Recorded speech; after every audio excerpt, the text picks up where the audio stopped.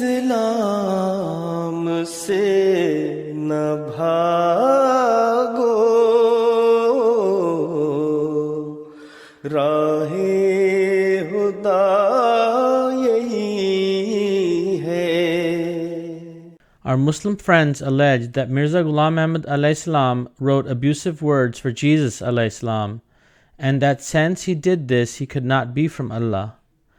This is one of the methods they use to misguide pure-hearted people from joining our community. The fact of the matter is that Mirza Ghulam Ahmad alayhi salam said the following: "We inform our readers that our belief concerning Jesus is extremely noble. We most sincerely believe that he was a true prophet of Allah, and he loved him.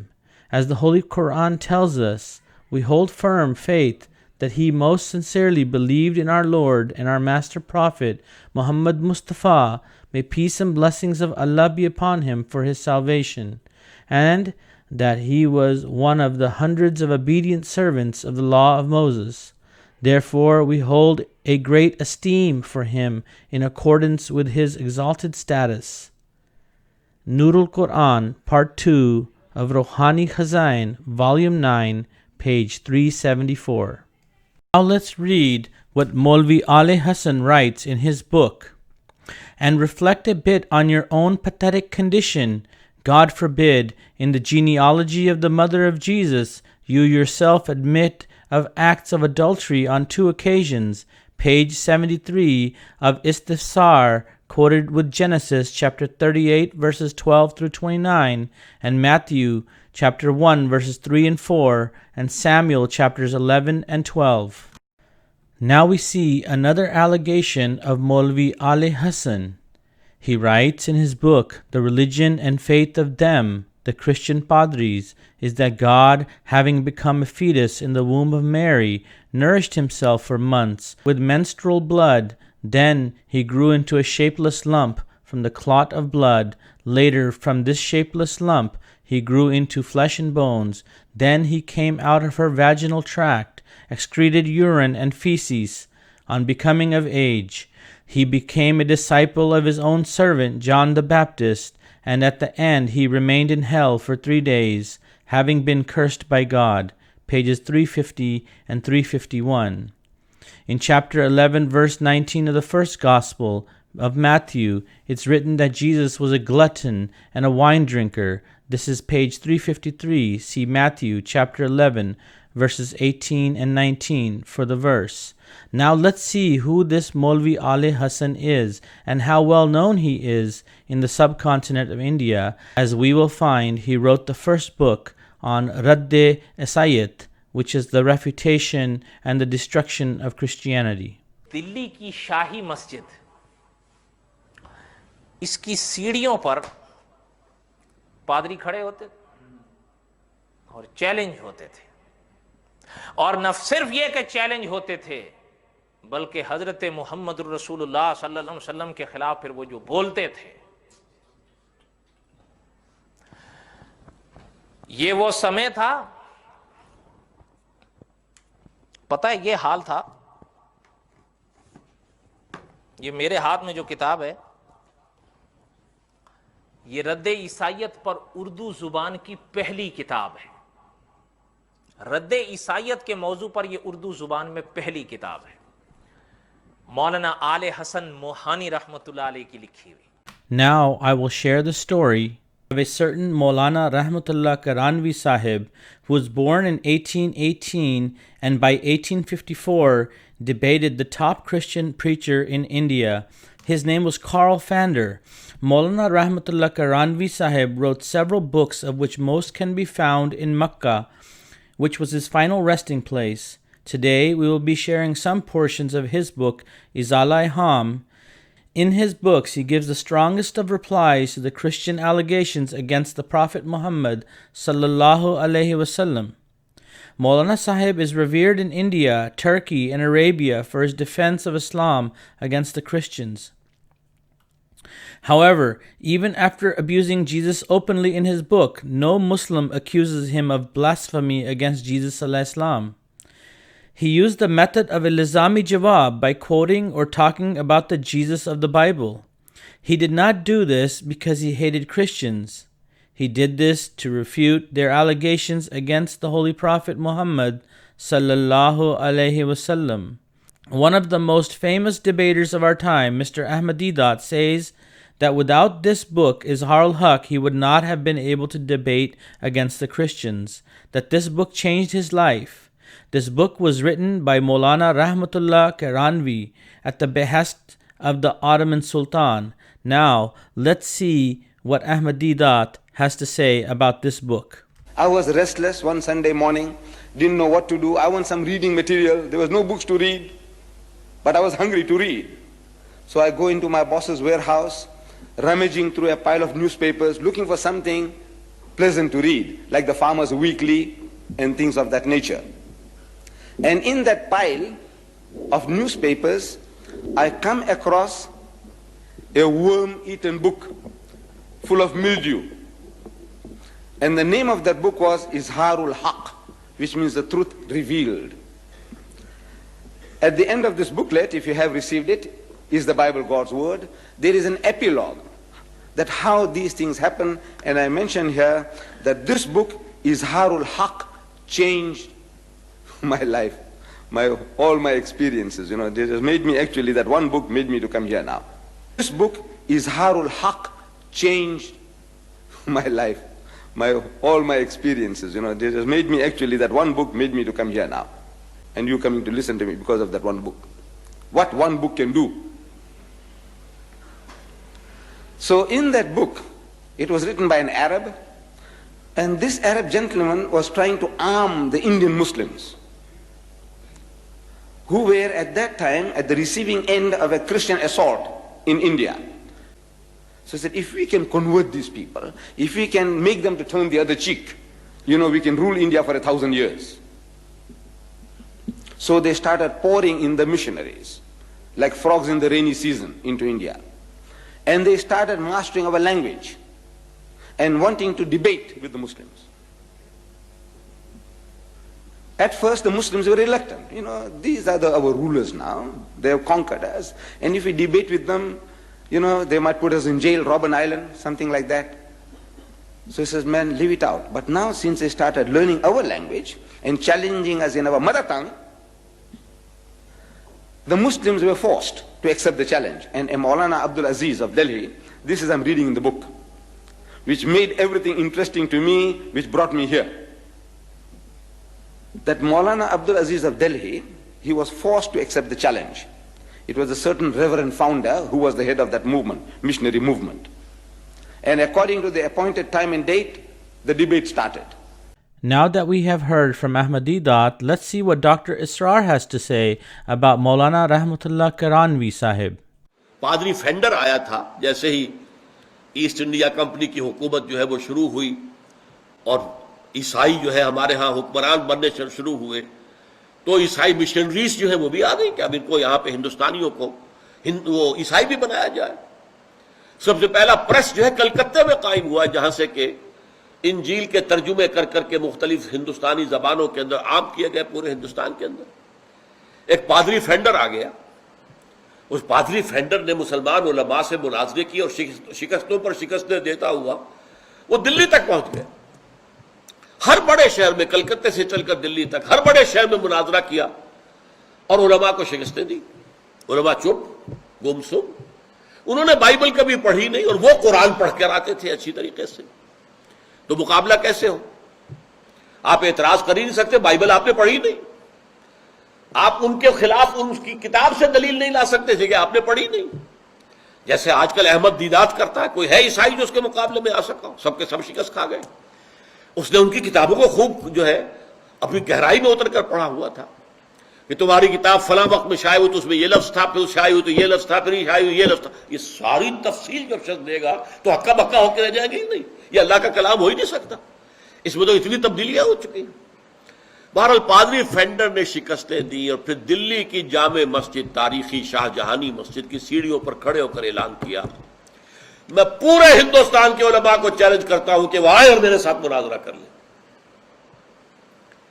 अब आप गौर कीजिए اگر اس وقت اللہ کا ایک بندہ نہ کھڑا ہو گیا ہوتا اور اسے شکست نہ دے دیتا تو کیا ہوتا؟ مسلمان شکست خوردہ ہو جاتے ذہنیت کے اعتبار سے کہ ہمارے مولوی تو پٹ گئے، ہمارے علماء شکست کھا گئے، اس کا مطلب ہے کمزور ہے ہمارا دین۔ عوام کو دین کا کیا پتا، وہ تو علماء ہی کا حوالہ کر دیتے تھے نا۔ اس وقت اللہ تعالیٰ کا یہ رحمت اللہ کی ہوئی ہم پر، رحمت کیوں کہہ رہا ہوں؟ اس لیے کہ ایک اللہ کا بندہ رحمت اللہ نامی کھڑا ہو گیا، مولانا رحمت اللہ کیرانوی، تو کیرانہ سے یہ اٹھے ہیں رحمت اللہ کیرانوی رحمت اللہ علیہ، انہوں نے اس کے ساتھ مناظرہ کیا، اسے شکست دی۔ Now let's listen in to Mind Roaster Mir as he discusses the book Izala Aham. Bhatt صاحب کی طرف جی احمد بھٹ صاحب آپ نے حوالہ جات بھیج دیے ہیں، پہلے حوالے سے شروع کرتے ہیں۔ جی السلام علیکم۔ آج میں نے کوشش کی ہے کہ کچھ حوالوں کو نمبر دوں تاکہ یہ گڑبڑ جو ہوتی ہے وہ نہ ہو، تو پہلا حوالہ جو ہے وہ کھول لیں آپ۔ جی وعلیکم السلام، جی بالکل میں نے وہ پہلا حوالہ کھول لیا ہے۔ یہ پھر اسی مشہور زمانہ کتاب ازالۃ الاحام کا ہے جو رحمت اللہ کرانوی صاحب نے لکھی اور جس کو دیوبندیوں نے چھاپا ہے اور بہت بڑے بڑے مفتیوں نے اس پر تقریریں لکھی ہیں۔ اس کا صفحہ نمبر 82 ہے، 82 بولیں تو 82، ٹھیک ہے جی، انگریزی کے اندر۔ بعض ہمارے دوست سنتے ہیں ان کو اردو بھی نہیں آتی، تو ان کے لیے بعض دفعہ میں انگریزی میں بھی بتا دیتا ہوں، لیکن بہتر یہ ہے کہ اردو سیکھیں۔ 82 نمبر صفحہ ہے جی، ازالۃ الاحام جلد نمبر 1 ہے، جلد اول صفحہ نمبر 82 نمبر صفحہ ہے۔ اس کے اوپر دیکھتے ہیں کہ وہ کیا کہتے ہیں۔ لکھا ہے کہ وجہ تصنیف کتاب، کہ اس میں وہ بتا رہے ہیں کہ یہ کتاب لکھنے کی ضرورت کیوں پیش آئی۔ لکھا ہے اور کوئی انگریزی قانون ان شبہات کے جواب کی تحریر سے مانے نہیں ہے، بلکہ بعض پادری صاحبان نے تو خود اپنی تحریروں میں اردو زبان میں یہاں تک لکھا ہے کہ حکومت کسی کے مذہبی معاملات میں مداخلت نہیں کرتی، حتیٰ کہ اس حوالے سے نہ کسی کو انعام دیتی ہے نہ کسی کو سزا دیتی ہے۔ پس مسلمان اور ہندو بغیر خوف و اندیشہ کے اپنے دلائل اور شبہات بیان کریں کہ حکومت انگریز اس پر ناراض نہیں ہوگی، اور مسیحی حکمران مسلمان حکام کی طرح نہیں ہے۔ یہ پاکستان کی حکومت جو ہے یا پاکستان کا جو آج کل وہ کر رہے ہیں اور اکثر لمبے عرصے سے وہ کر رہے ہیں، تو اس پہ بھی دیکھ لیں، اور صرف پاکستان میں نہیں دوسرے بھی نام نہاد مسلمانوں کے جو ممالک ہیں اس میں بھی اسی طرح کے حالات آج تک ہیں۔ حقیقت بھی یہی ہے کہ وقت کے حکام ہرگز اس مسئلے میں دخل اندازی نہیں کرتے، لیکن بظاہر علماء اہل اسلام کے لیے 3 مسئلے ہیں وغیرہ۔ تو اس میں میرا خیال ہے ہائی لائٹ کرنے والی احمد بھٹ صاحب بتائیں گے، یہی بات ہے کہ وہ حکومت جو تھی وہ مذہبی معاملات میں جو ہے وہ ٹانگ نہیں اڑاتی تھی۔ جی احمد بھٹ جی بالکل، آپ نے اس پہ تبصرہ کر دیا ہے کہ حکومت کی طرف سے مسلمانوں پہ کسی قسم کی کوئی پابندی نہیں تھی کہ آپ اسی طرح ترکی بترکی ان کا جواب نہ دیں، جس زبان میں عیسائی جو ہیں وہ باتیں کرتے ہیں آپ بھی بے شک اسی زبان میں دیں۔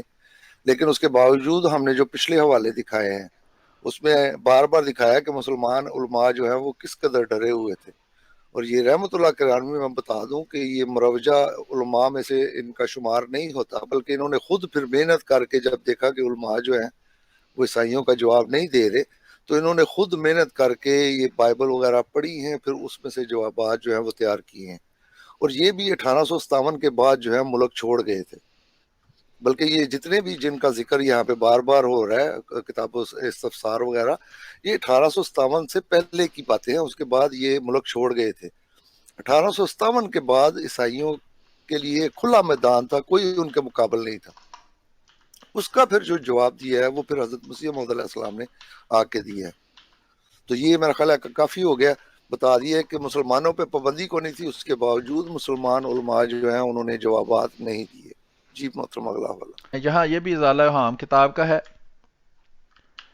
تو اس کو ہم پہلے دیکھتے ہیں۔ یہ جلد نمبر 2 کا حوالہ ہے، یہ رحمت اللہ کرانوی صاحب کی وہی کتاب ہے جو دیوبندیوں نے چھاپی ہوئی ہے۔ اس کے صفحہ نمبر 208 پر یہ اوپر آپ دیکھ سکتے ہیں، صفحہ نمبر 208 جلد 2 لکھا ہے حضرت عیسیٰ کا علیہ الصلوۃ والسلام کا نکاح نہ کرنا۔ یہ جو ساتھ علیہ السلام لکھا ہے نا حضرت عیسیٰ کے، تو اس کو بھی آپ نے غور کرنا ہے۔ بعض دفعہ غیر احمدی نام کے مسلمان جھوٹے اور دھوکے باز یہ کہتے ہیں کہ جہاں حضرت مسیح موعود علیہ الصلوۃ والسلام نے یسوع لکھا ہے، چلے ہم مانتے ہیں کہ وہاں وہ گستاخی نہیں ہے، لیکن جہاں عیسیٰ علیہ السلام لکھ کے لکھا ہے جی وہ شراب پیتے تھے، تو اس سے ثابت ہوا کہ چونکہ علیہ السلام ساتھ لکھا ہے اس لیے وہ گستاخی واقعی اسی نبی کے بارے میں ہے کہ جس کا قرآن کریم میں ذکر ہے۔ تو یہاں دیکھ لیں کہ وہ جو بھی اعتراض کرتے ہیں، جو بھی الزام لگاتے ہیں، ساتھ عیسیٰ علیہ السلام لکھا ہوتا ہے. یہ ذرا آنکھیں پوری دونوں انگلیوں سے پکڑ کر کھول کر دیکھ لیں کہ ساتھ علیہ السلام بھی لکھا ہوا ہے. جو ہمارے غیر احمدی دوست جو اعتراض کرتے ہیں، کا نکاح نہ کرنا، حضرت عیسیٰ علیہ السلام کا نکاح نہ کرنا زہد کی وجہ سے نہیں تھا. یعنی یہ وجہ نہیں تھی کہ وہ بڑے نیک تھے اور وہ نکاح نہیں کرتے تھے، بلکہ ہمارا خیال یہ ہے کہ اتفاقی طور پر ان کو اس کی نوبت ہی نہیں آئی، کیونکہ صرف 33 سال کی عمر میں تھی کہ وہ آسمان پر اٹھا لیے گئے. صفحہ نمبر 209 پر آگے ہے، کیونکہ لوکا باب 7 آیت 33 میں ہے، کیونکہ یوحنا بپتسمہ دینے والا نہ تو روٹی کھاتا ہوا آیا نہ میں پیتا ہوا، اور تم کہتے ہو کہ اس میں بدرو ہے. ابن آدم جو ہے، اس سے مراد ہے یسوع یا حضرت عیسیٰ علیہ السلام.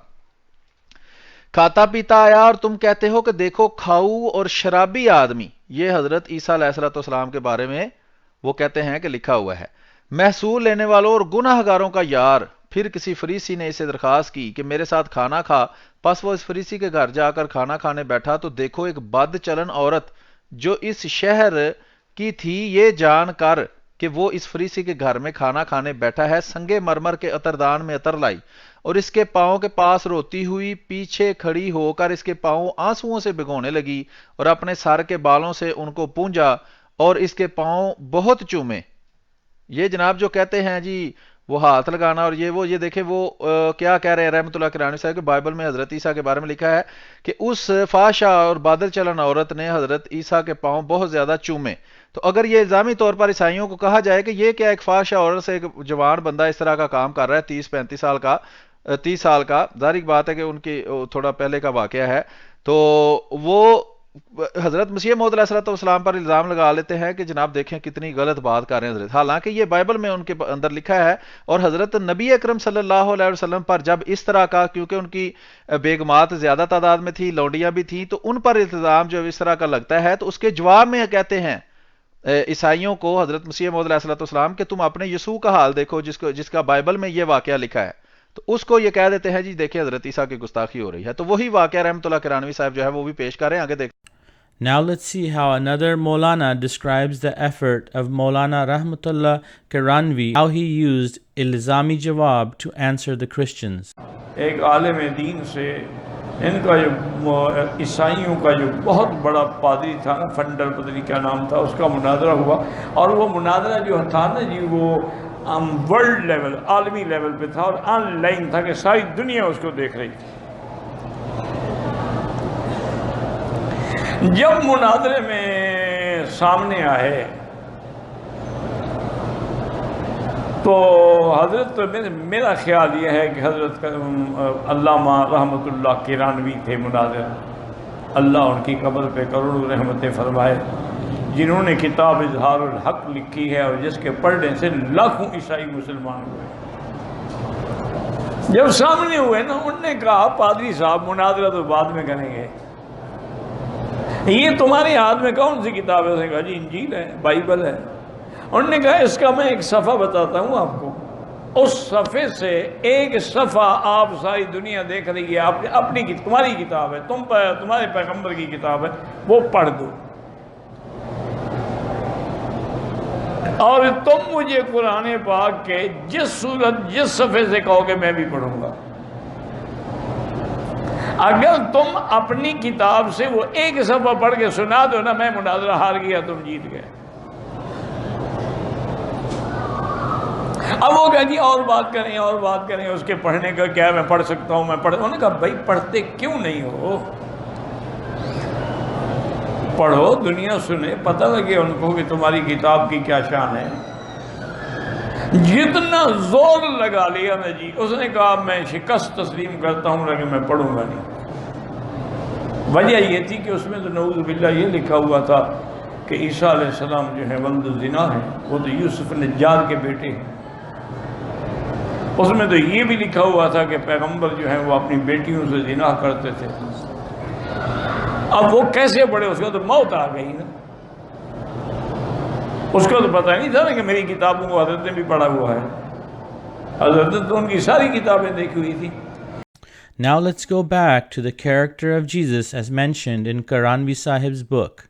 اور ان پر عطر ڈالا. اس کی دعوت کرنے والا فریسی یہ دے کر اپنے جی میں کہنے لگا اگر یہ شخص نبی ہوتا تو جانتا کہ جو اسے چھوتی ہے وہ کون اور کیسی عورت ہے کیونکہ بد چلن ہے. یسوع نے جواب میں سے کہا اے شمشون میں تجھے کہتا ہوں. اس نے کہا اے استاد کیا تو نے مجھ کو بوسہ نہ دیا مگر اس نے جب سے میں آیا ہوں میرے پاؤں چومنا نہ چھوڑے.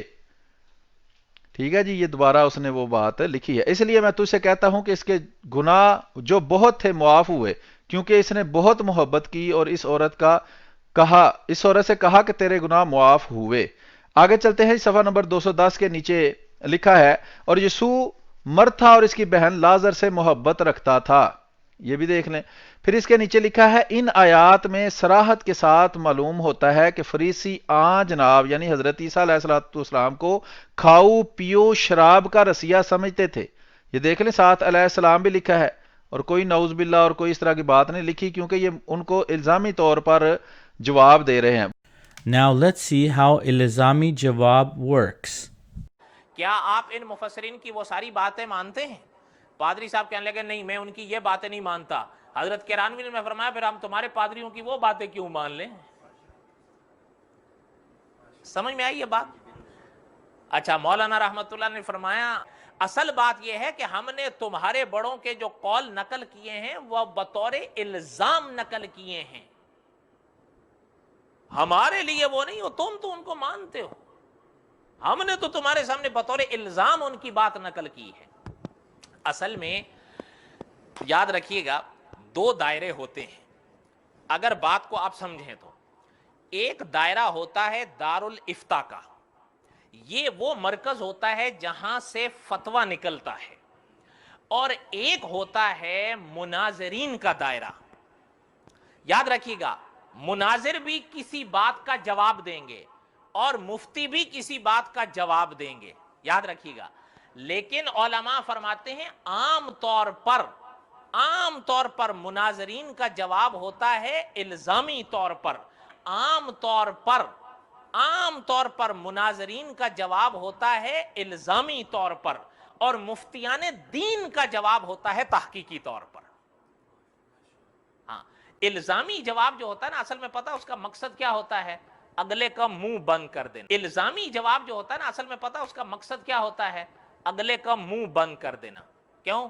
اگر آپ مجھے کوئی الزام دیتے ہیں نا, ٹھیک ہے, تو میں آپ کو الزامی جواب دوں گا. کس لیے؟ تاکہ آپ کا منہ بند ہو جائے. ٹھیک ہے, نہیں سمجھ میں آ رہی بات؟ نہیں سمجھ میں آ رہی؟ In conclusion, I would like to point out one important thing, which is that if Hazrat Ahmad alayhi salam did consider Isa alayhi salam to be a bad person, why would he claim that he is the second coming of Jesus alayhi salam and that Allah named him Jesus? If a Muslim hates Abu Jahl, would he name his son Abu Jahl? One only names his children after one whom he loves. The people who raised this allegation have not read the works of Hazrat Ahmad alayhi salam. Hazrat Ahmad alayhi salam showed the Christians that you people agree that the Injil is the word of God, but look at what it says about the Messiah, showing that this book is not completely the work of God.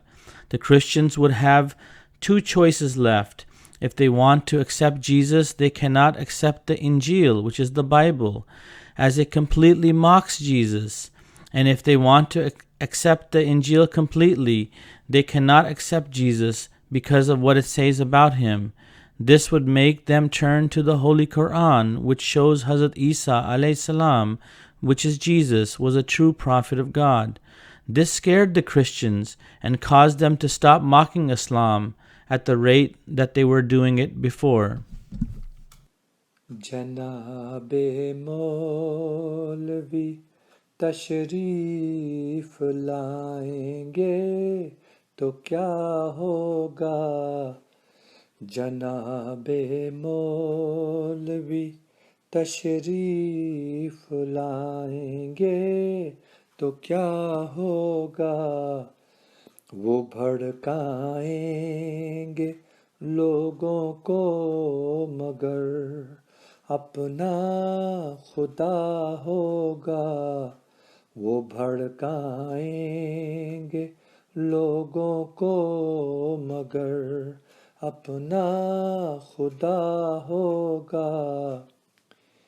यही होगा ना गुस्से में वो हमको गालियां देंगे। यही होगा ना गुस्से में वो हमको गालियां देंगे। सुनाएंगे वो कुछ पहले न जो हमने सुना होगा। सुनाएंगे वो कुछ पहले न जो हमने सुना होगा। कहेंगे कत्ल करना इसका जायज़ बल्कि वाजिब है। कहेंगे कत्ल करना इसका जायज़ बल्कि वाजिब है। जो इसको कत्ल कर देगा वो महबूबे खुदा होगा। जो इसको कत्ल कर देगा वो महबूबे खुदा होगा। अगर सौदे की खातिर हम कभी बाजार जाएंगे। अगर सौदे की खातिर हम कभी बाजार जाएंगे। हर एक ताजिर कहेगा जा मियां वरना बुरा होगा। हर एक ताजिर कहेगा जा मियां वरना बुरा होगा। हमारे वास्ते दुनिया बनेगी एक वीराना। हमारे वास्ते दुनिया बनेगी एक वीराना। सिवा उस यार जानी के न कोई दूसरा होगा।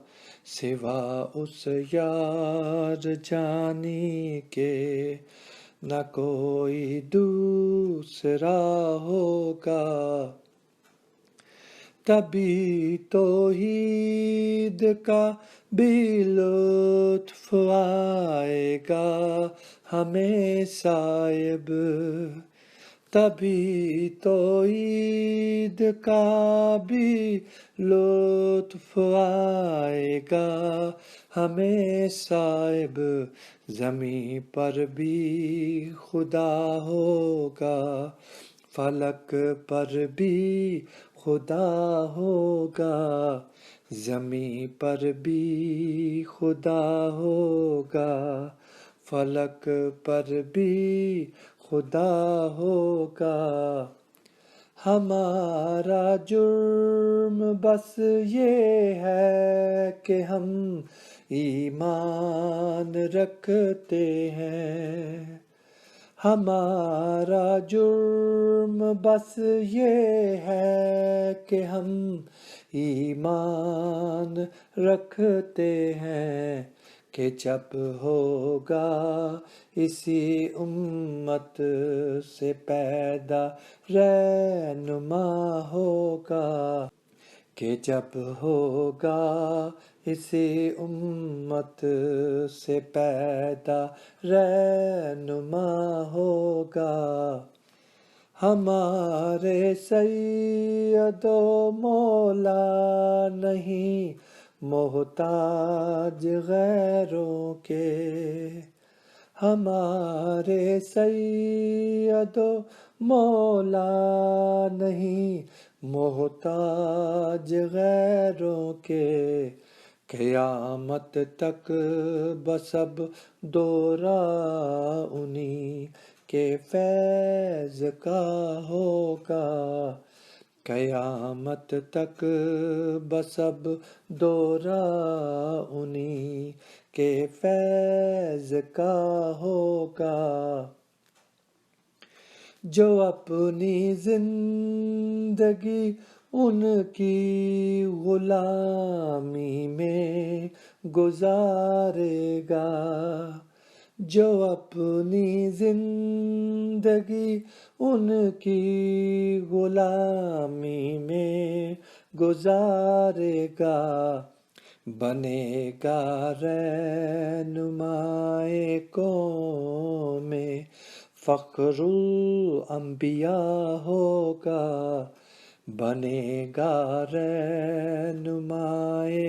قوم میں فخر الانبیاء ہوگا، جناب مولوی تشریف لائیں گے تو کیا ہوگا، وہ بھڑکائیں گے لوگوں کو مگر اپنا خدا ہوگا۔